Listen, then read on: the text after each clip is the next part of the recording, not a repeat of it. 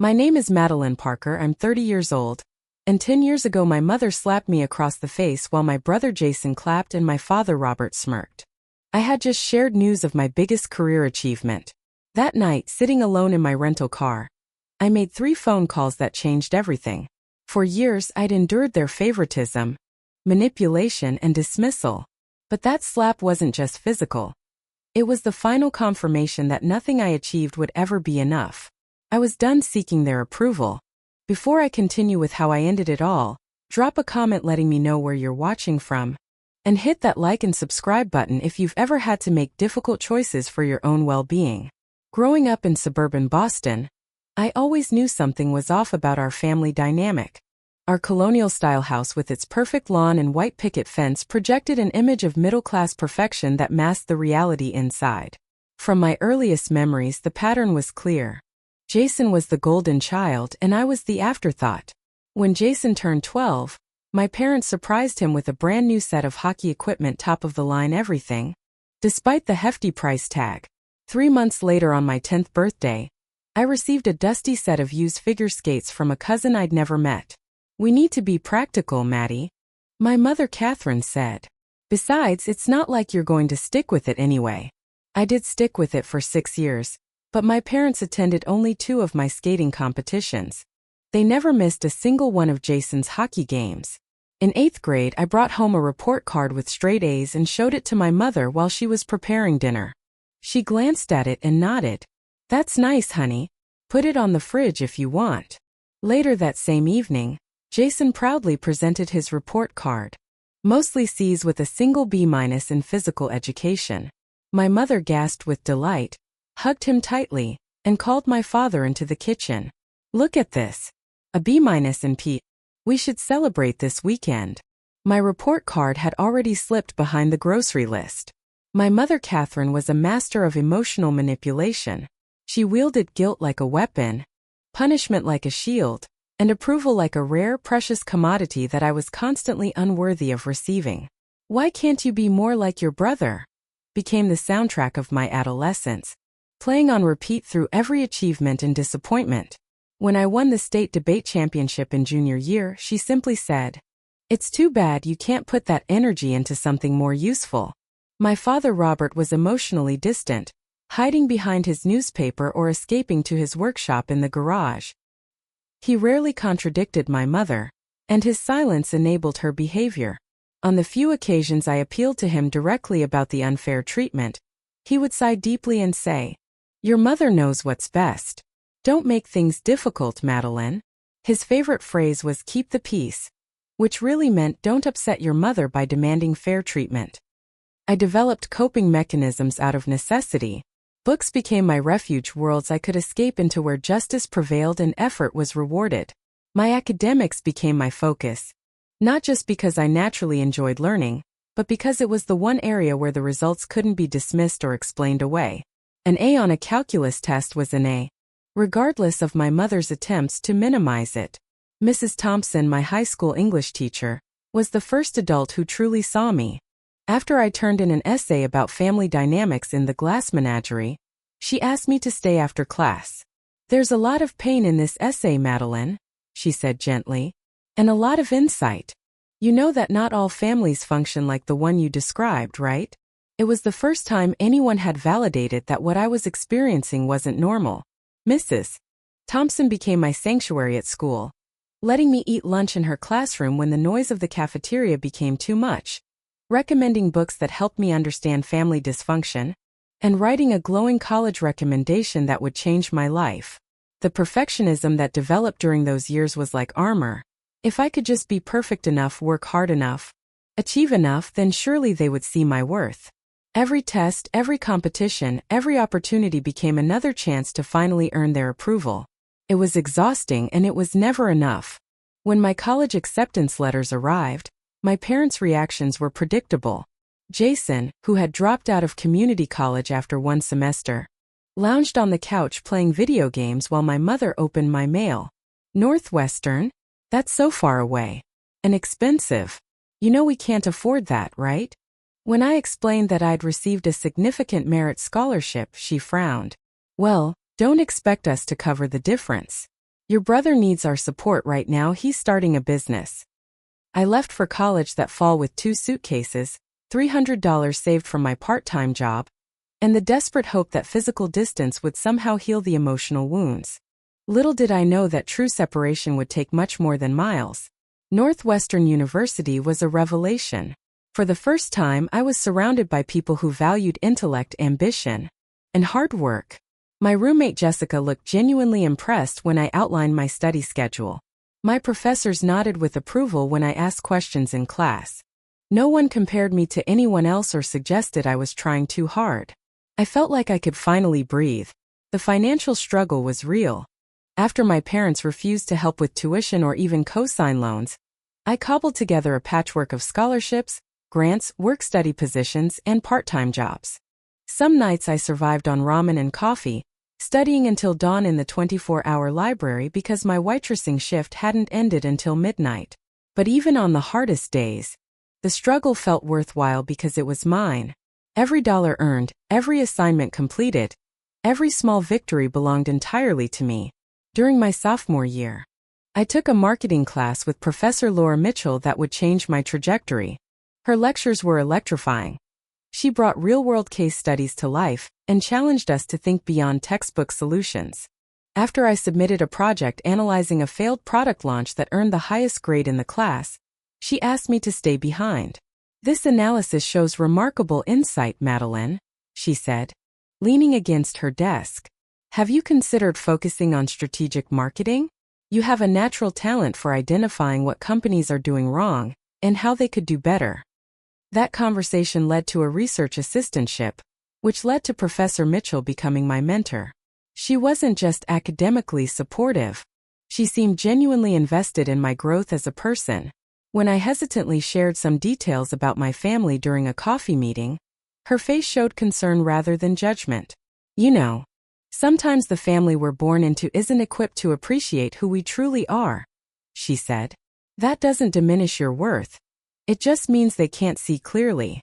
By senior year, I had maintained a 3.95 GPA while working 20 hours a week, served as president of the marketing club, and completed 3 competitive internships. When campus recruiters arrived, I had multiple interviews that resulted in 5 job offers. I accepted a position with Lennox and Barnes, a prestigious marketing firm in Chicago, with a starting salary that made me dizzy the first time I saw the number. On graduation day, I scanned the audience before the ceremony, not really expecting to see my family but hoping nonetheless. They had claimed the drive was too long, the hotels too expensive. I swallowed my disappointment and focused instead on the friends who had become my support system. Stephanie, my study partner turned best friend, cheered loudly as I crossed the stage. Later, she introduced me to her parents who took us both out for a celebratory dinner and insisted on paying. "We're just so proud of both of you girls," Stephanie's mother said. And though she wasn't my mother, I let myself absorb the warmth of her pride. My career at Lennox and Barnes progressed faster than even I had anticipated. I arrived early, stayed late, and approached each project with the same perfectionistic drive that had gotten me through school. My direct supervisor, Daniel Garza, quickly became an ally, giving me increasingly challenging assignments and publicly crediting my contributions. By my second year, I was leading my own small team. By year 3, I had brought in 2 major clients and received a substantial promotion. Stephanie and I had rented an apartment together after graduation, and our tiny living room had witnessed countless late-night strategy sessions and celebrations of professional milestones. She had become the sister I wished I'd had, someone who celebrated my successes without resentment and supported me through setbacks without judgment. Dating had always felt secondary to my career goals, but during a client meeting in my 4th year at the firm, I met Thomas Reed, a financial analyst with a quiet confidence and dry sense of humor that caught me off guard. Our first date stretched from dinner to coffee to a pre-dawn walk along Lake Michigan. By our 5th date, I realized I was sharing details about my family that I had never told anyone but Stephanie. Instead of the awkward sympathy I feared, Thomas offered understanding. His own father had been emotionally absent, more interested in golf tournaments than in his son's life. "Sometimes I think we're drawn to each other because we recognize the same empty spaces," he said. taking my hand across the table. But maybe we can help fill them for each other. During those years, my contact with my family had dwindled to obligatory holiday calls and the occasional email. Each interaction left me emotionally drained, as my mother found ways to insert subtle digs about my absence, my career choice, or my personal life. Jason had attempted and failed at 2 different business ventures, both financially backed by my parents. Yet each time I called, my mother spoke of him as though he were on the verge of extraordinary success. "Your brother has such natural business instincts," she would say. "Not everyone needs to work for someone else their whole life." The implication that my corporate success was somehow less valuable than Jason's repeated failures was clear. Then came the promotion that changed everything.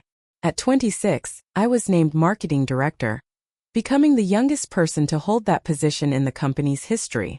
The promotion came with a corner office, a significant salary increase, and a level of professional recognition that felt validating in ways I had always craved. Daniel took me out for champagne after the announcement.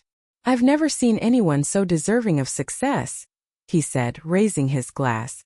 "You've earned every bit of this." That night, Thomas surprised me with dinner at Alinea, Chicago's most exclusive restaurant. As we shared the elaborate tasting menu, I found myself thinking about my parents for the first time that day. Despite everything, some small part of me still wanted to share this achievement with them, still hoped they might finally see my worth. Thomas noticed my momentary distraction. "You're thinking about telling them, aren't you?" he asked gently. "Is it that obvious?" I sighed. "It's stupid, I know. They'll find a way to diminish it like they always do." Thomas reached for my hand. "It's not stupid to want your parents' approval. It's human. Just remember that their reaction reflects their limitations, not your value." A week later, an email arrived from my father. His 60th birthday was approaching, and my mother was planning a family dinner. "Your presence is expected," he wrote, not quite a request. I stared at the screen for a long time, feeling the familiar anxiety rising. Then I thought about my new position, about the confidence I'd built, about the support system I now had. Maybe this time would be different. Maybe with all I had accomplished, they would finally see me. How wrong I was. The drive from Chicago to Boston took 13 hours, but it felt like traveling back in time.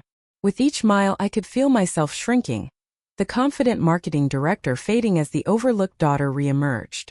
Thomas had offered to come with me, but I declined. Some small part of me feared what he might witness, how he might see me differently after watching my family interactions. My childhood home looked exactly the same. The blue shutters needed painting, the front walkway was still cracked in the same places, and my mother's prized hydrangeas still bloomed along the porch. I sat in my rental car for several minutes, practicing the breathing techniques my therapist had recommended, before grabbing the gift-wrapped package from the passenger seat and walking to the door.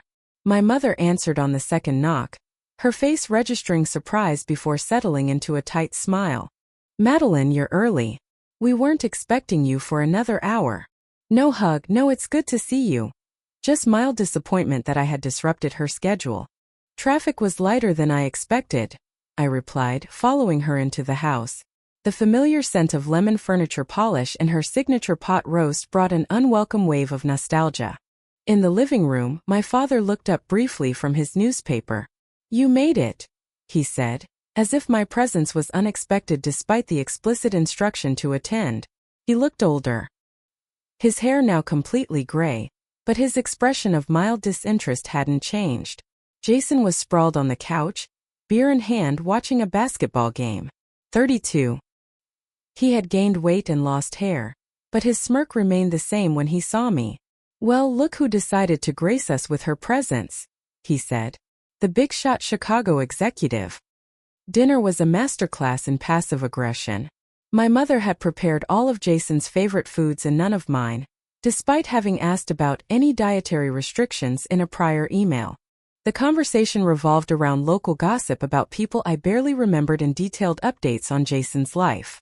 "Your brother has such exciting news," my mother announced as she served dessert.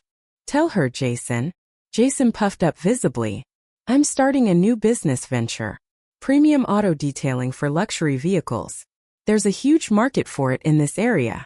"That sounds interesting." I said carefully. Do you have experience in that industry? My father frowned at my question. Your brother has natural entrepreneurial instincts. Not everyone needs formal training or corporate experience to be successful. Dad's helping me lease a commercial space, Jason added. And Mom's handling the books. I nodded, realizing this was venture number 3, following the failed landscaping business and the short-lived sports memorabilia shop. Both had been subsidized by my parents, who had refused to help with my college expenses because they couldn't afford it. What about you, Madeline? My mother asked perfunctorily. Still at that marketing company? It was the opening I'd been waiting for, the chance to share my achievement. Actually, I was recently promoted to marketing director. It's a pretty big deal. I'm the youngest director in the company's history. I waited for the congratulations or at least acknowledgement. Instead, my mother took a sip of water and said, "That's nice, dear, but not everyone can be as naturally gifted as your brother. Some people have to climb the corporate ladder."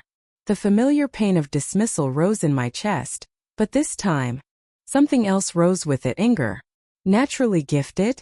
Mom, this is my 3rd promotion in 5 years, while Jason is starting his 3rd business after 2 failures. The table went silent. Jason's face darkened. Not everyone measures success by how well they follow orders in a cubicle, Maddie. No.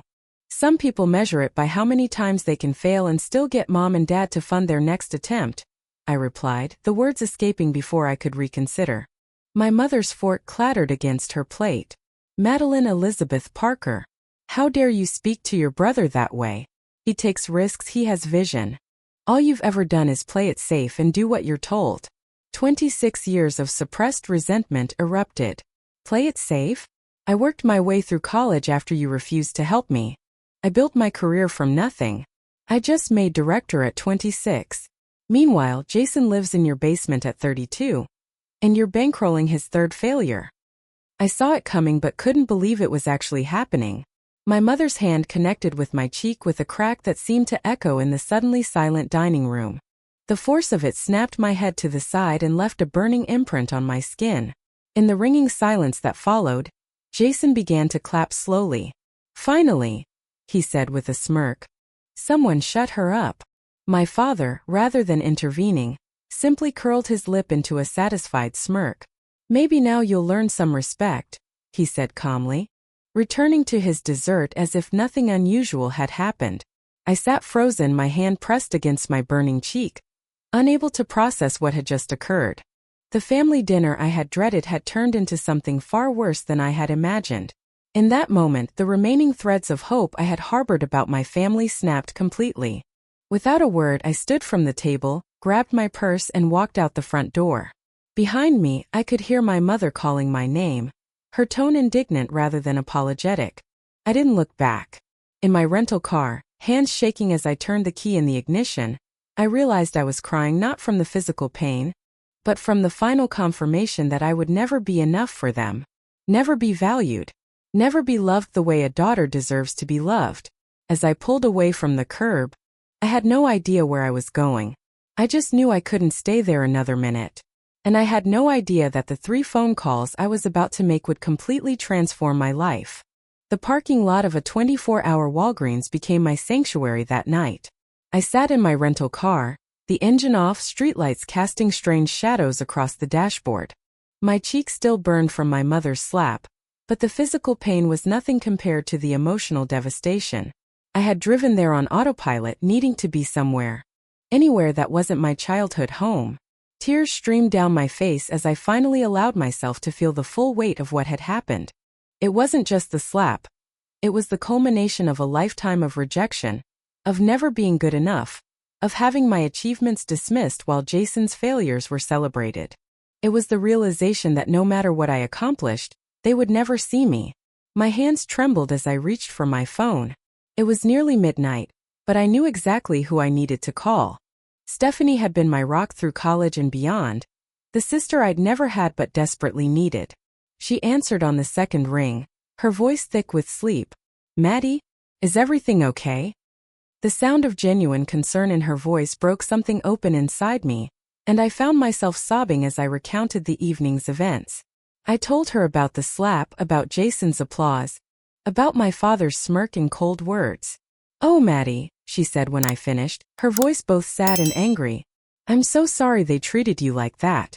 But honey, I have to ask, why do you keep going back?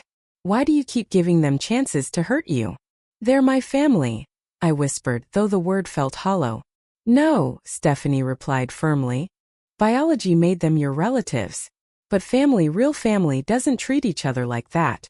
Family supports each other, celebrates successes, helps through failures. You've built that kind of family with me, with Thomas, with your friends in Chicago. Those people who share your DNA? They've never been your family in the ways that matter." Her words struck me with the force of truth. I had spent my entire life seeking validation from people who were constitutionally incapable of giving it. People who seemed to take pleasure in withholding it. "What would happen," Stephanie continued gently, "if you stopped seeking their approval? If you accepted that they will never give you what you need and just let them go?" The thought was both terrifying and liberating. Could I really cut ties with my biological family? Was that even possible? "I don't know if I can," I admitted. "You're the strongest person I know, Maddie," Stephanie said. "You survived their emotional abuse for years. You put yourself through college. You've built an amazing career. If anyone can do this, it's you."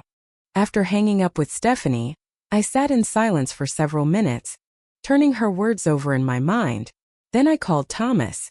Despite the late hour, he answered immediately. "How did it go?" he asked, and I could hear the concern in his voice.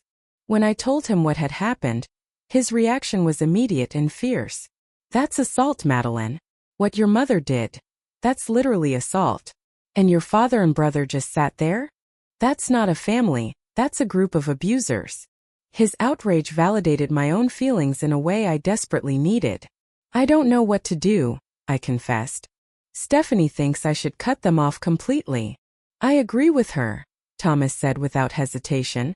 "I've watched you torture yourself over these people for 2 years. Every interaction leaves you depressed for days. They've never supported you, never celebrated you, never even seemed to like you very much, if I'm being honest. What are you holding on to?" It was a question I couldn't answer. What was I holding on to? Some fantasy version of family that had never existed? Some hope that they would suddenly transform into the loving parents and brother I had always craved? "I'm scared," I admitted. "What if I regret it? What if I'm overreacting?" "Madeline," Thomas said, his voice softening, "you're not overreacting. Your mother hit you. Your brother applauded. Your father approved. In what world is that not grounds for cutting contact? You wouldn't accept that behavior from a friend or a colleague. Why accept it from family?" After we hung up, I found myself scrolling through my contacts, landing on Professor Mitchell's number. It was past midnight now, and I hesitated, not wanting to wake her. But something told me she would want me to call, even at this hour. She had always told her students that she was available anytime for a genuine emergency. And this felt like one, at least to my shattered heart. She answered on the 4th ring, her voice alert despite the hour. "Madeline? Are you all right?" For the 3rd time that night, I recounted the horrible dinner, the slap, the mocking laughter, the cruel words. Professor Mitchell listened without interrupting, making only small sounds of acknowledgement to let me know she was still there. When I finished, she was quiet for a moment before speaking. "Madeline, do you remember that independent study we did on narrative structures in your senior year?" The apparent non sequitur threw me. "Yes, of course. Do you remember what I told you about stories where the protagonist keeps returning to a harmful situation, hoping for a different outcome?" I thought back. "You said it was a narrative fallacy. That readers find it frustrating because it's not how real growth works." "Exactly," she said. "In compelling narratives, characters learn and evolve. They don't keep touching the same hot stove expecting it not to burn them. What you're experiencing with your family is that same narrative fallacy. You keep returning, hoping for acceptance and love, but the story never changes because they aren't capable of changing it." Her words hit me with stunning clarity. I had been trapped in a repeating narrative, one where I was perpetually cast as the inadequate daughter, the lesser sibling. And no achievement, no success, No personal growth on my part could change that script because I wasn't the one writing it. I need to end this story, I whispered. Not end it, Professor Mitchell corrected gently. Transform it. I had to do the same thing with my own parents when I was about your age. This was news to me.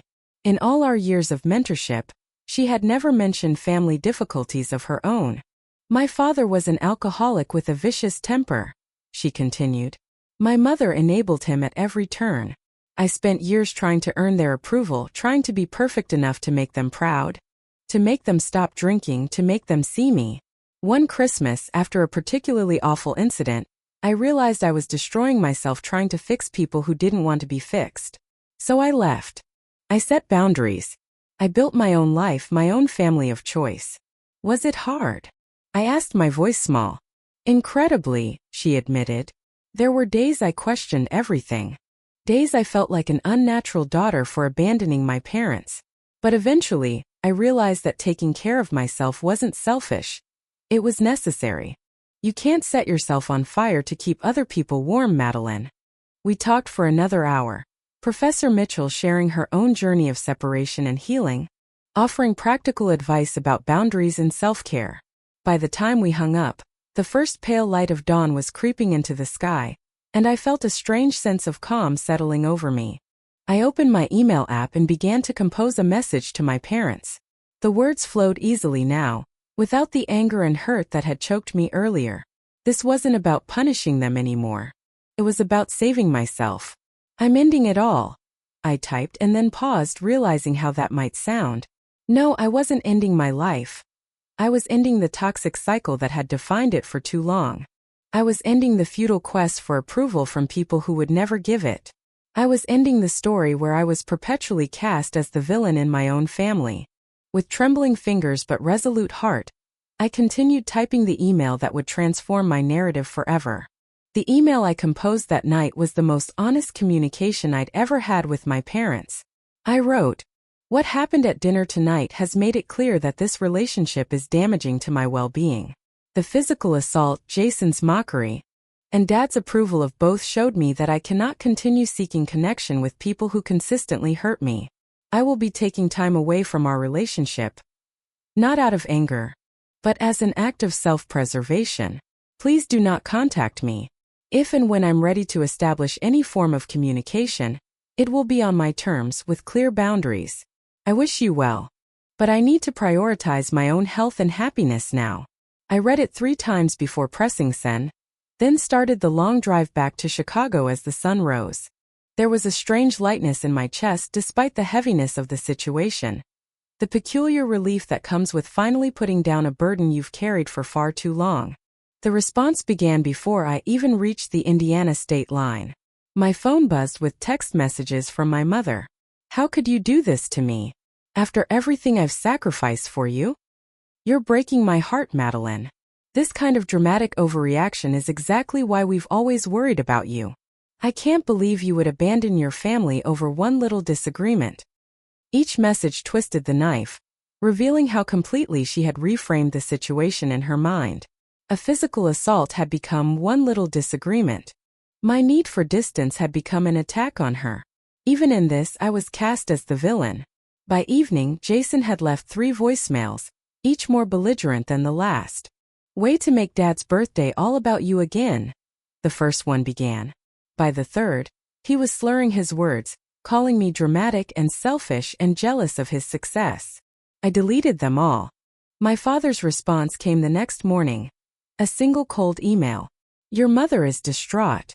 Your behavior has always been troubling. But this level of selfishness is beyond anything we expected from you. You'll regret abandoning your family when you need us most. Family is forever, Madeline, whether you like it or not." The guilt those messages triggered was almost overwhelming. Had I overreacted? Was I being selfish? The familiar pattern of self-doubt began to creep in. The lifetime of conditioning telling me that my feelings didn't matter, that my perspective was wrong. Then my phone rang with an unfamiliar number. It was my Aunt Cynthia, my father's sister who lived in Arizona. We had never been close. She visited rarely and seemed to keep her distance from the family. "Madeline? It's your Aunt Cynthia." Your cousin Emily told me what happened at the dinner.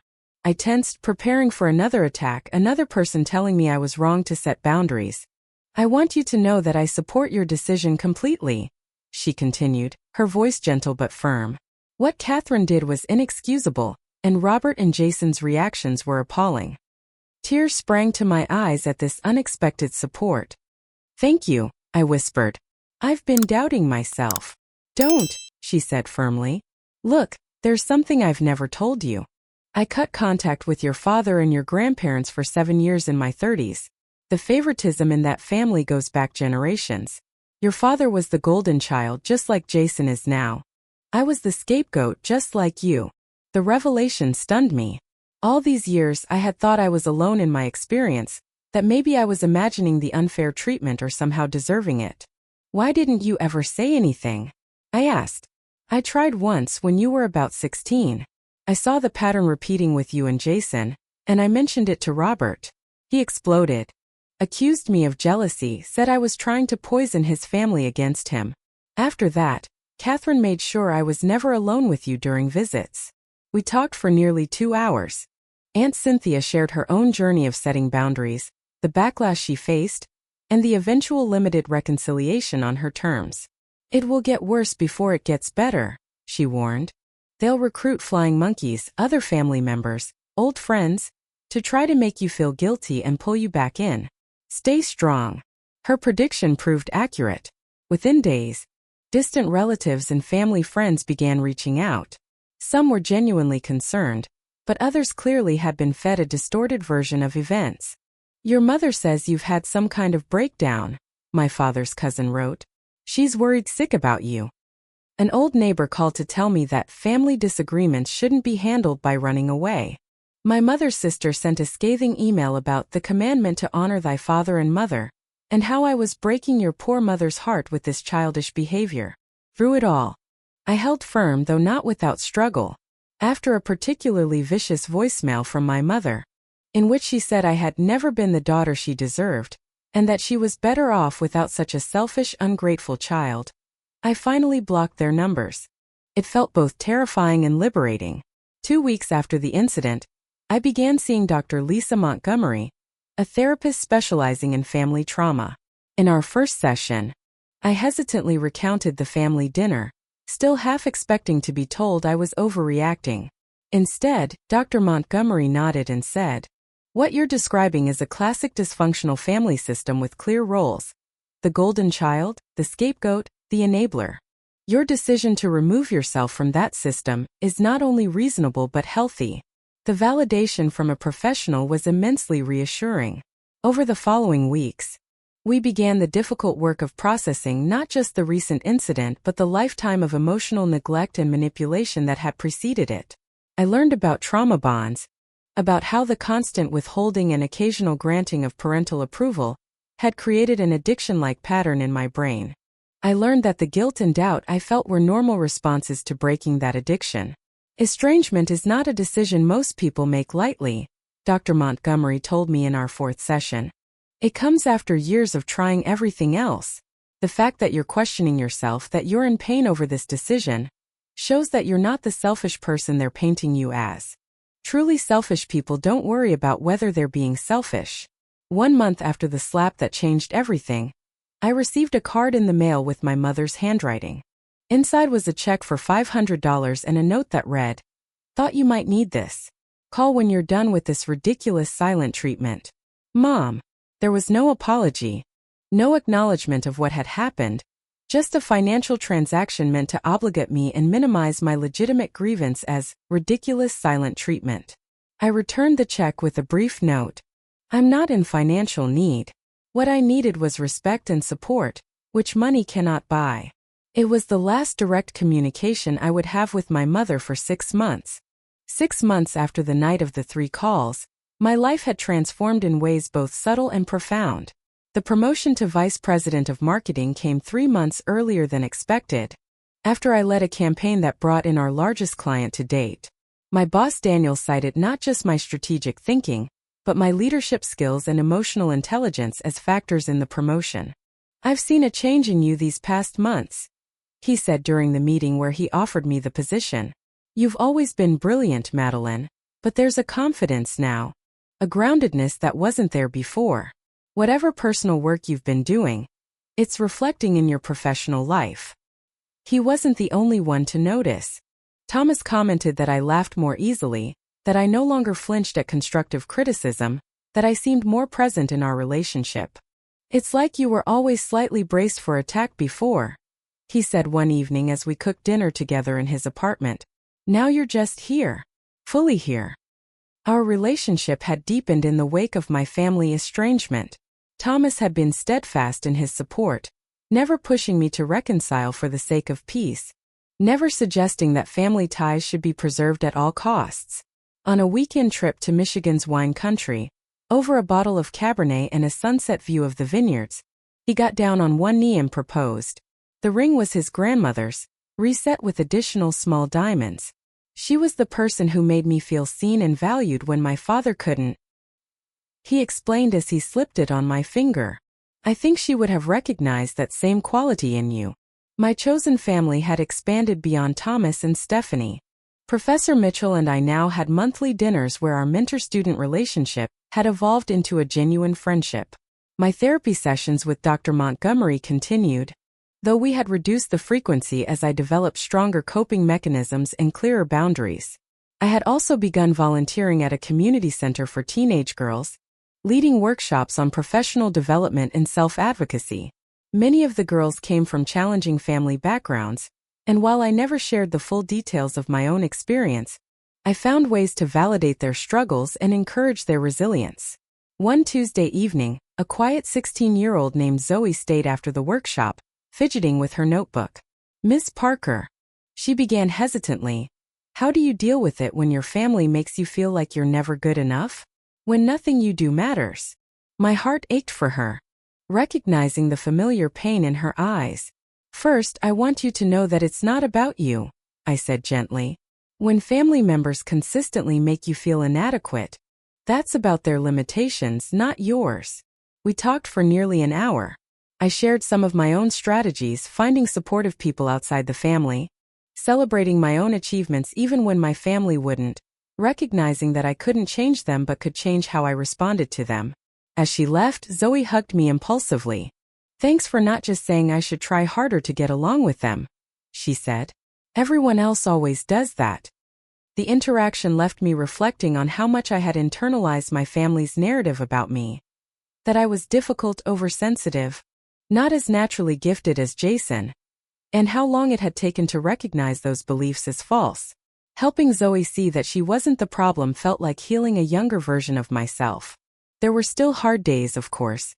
Mother's Day brought a wave of grief so intense that I called Dr. Montgomery for an emergency session. Stephanie's parents invited me to join their family for Thanksgiving, and while their kindness was genuine, I couldn't help noticing the contrast between their warm family dynamic and what I had grown up with, triggering both gratitude and loss. One rainy Saturday in October, I ran into my cousin Emily at a coffee shop in Chicago.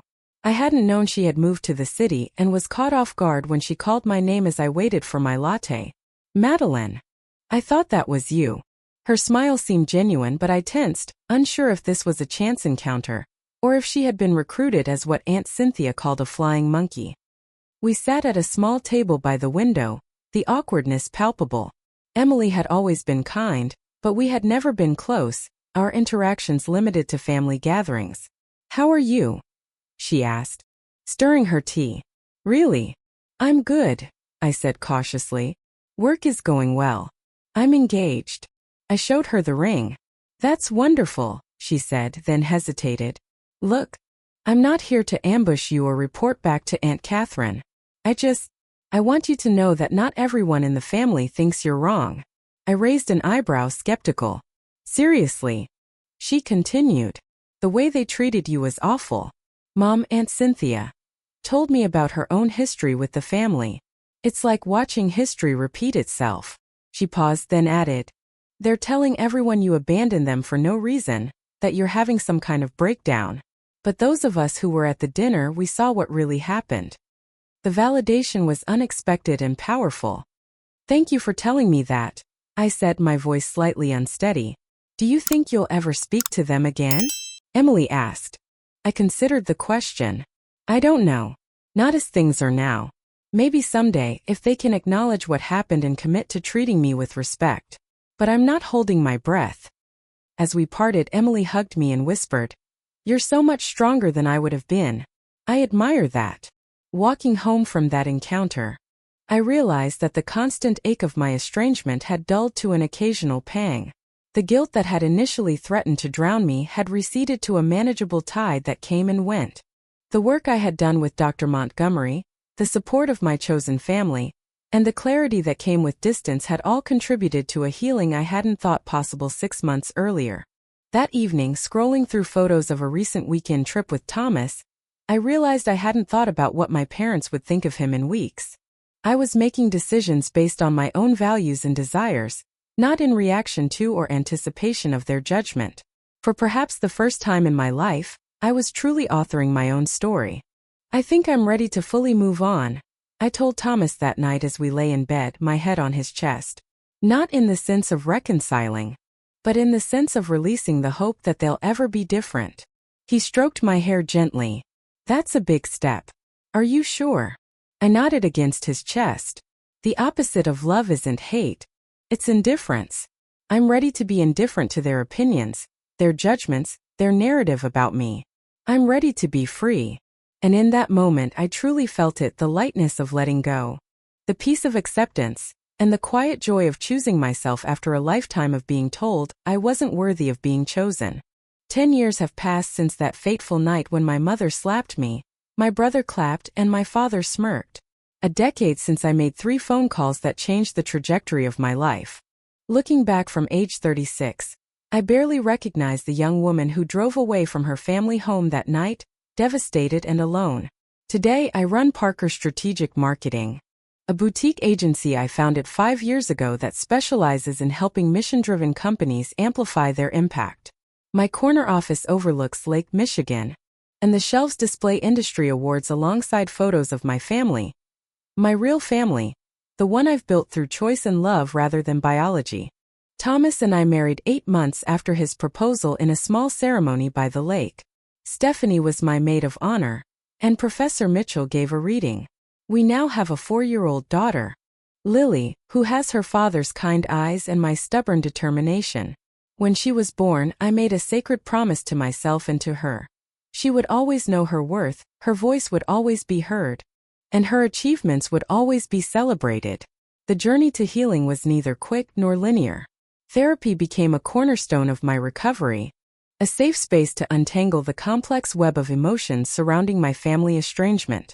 Dr. Montgomery guided me through the grief that came in unexpected waves. Grief not just for what I had lost, but for what I had never had in the first place. Parents who could love me unconditionally, a brother who could celebrate my success. Support groups for adult children of dysfunctional families showed me I wasn't alone. Each story I heard echoed aspects of my own experience, each person's healing journey offering insights for my own. Books on family trauma, emotional neglect, and toxic relationships gave me the vocabulary to understand what had happened to me, and the tools to ensure I didn't perpetuate those patterns. The process taught me that estrangement isn't a single decision, but a boundary that requires maintenance. 3 years after the incident, my mother attempted to re-enter my life when she learned I was pregnant with Lily. A card arrived at my office. She had gotten the address from a well-meaning cousin, with a note that read, "I deserve to know my grandchild. Let's put the past behind us and move forward." No acknowledgement of the slap. No recognition of the pain she had caused. No apology.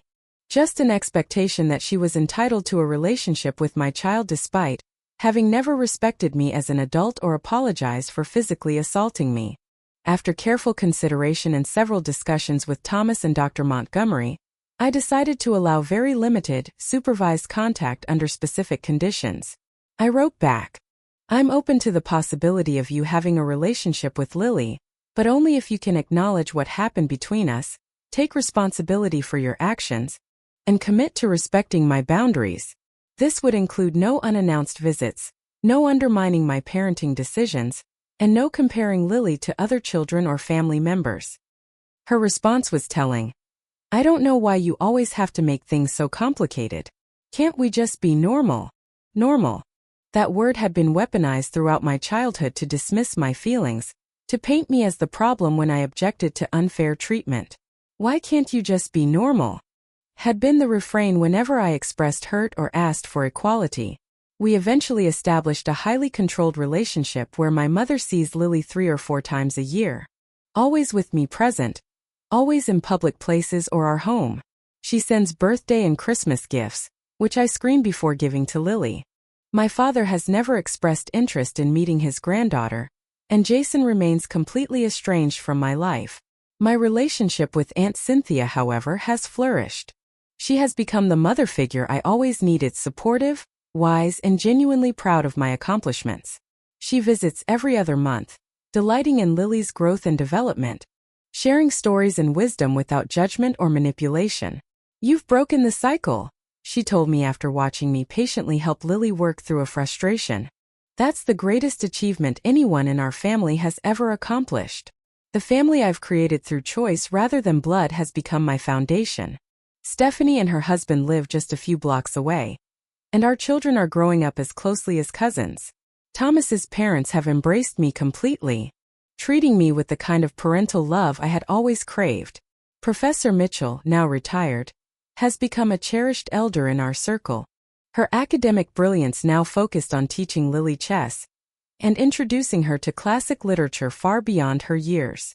Perhaps the most profound lesson of the past decade has been understanding that worthiness is inherent, not earned.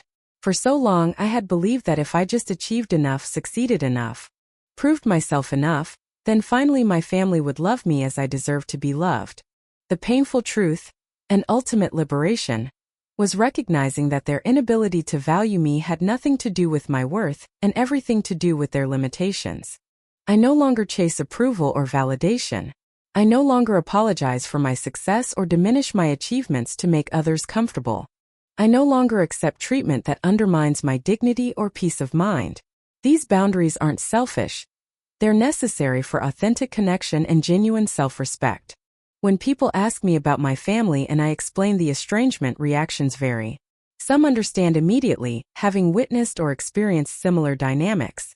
Others are uncomfortable, caught in the cultural narrative that family relationships should be preserved at all costs.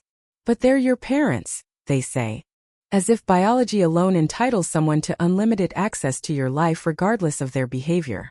To them, I gently explain that ending my relationship with my family of origin wasn't about punishment or revenge. It was an act of self-preservation and ultimately self-love. Ending it all didn't mean ending my life. It meant ending a cycle of abuse that would have otherwise continued into the next generation. It meant choosing a different story for myself and for my daughter. 10 years ago, sitting in that Walgreens parking lot with tears streaming down my face, I couldn't have imagined the peace I feel today. I couldn't have envisioned the loving family I would build, the successful business I would create, or the wholeness I would discover when I stopped trying to earn love from people incapable of giving it freely. If you're watching this and recognizing your own family patterns in my story, please know that you're not alone. Your feelings are valid. Your needs matter. And sometimes, the most loving choice you can make for yourself and for future generations is to walk away from those who cannot or will not treat you with the respect and care you deserve. Have you ever had to make a difficult choice for your own well-being? Have you found your chosen family more supportive than your family of origin? Share your experiences in the comments below. And if this story resonated with you, please like, subscribe, and share it with someone who might need to hear that they're not alone. Thank you for being part of my journey, and remember, you are worthy of love and respect exactly as you are.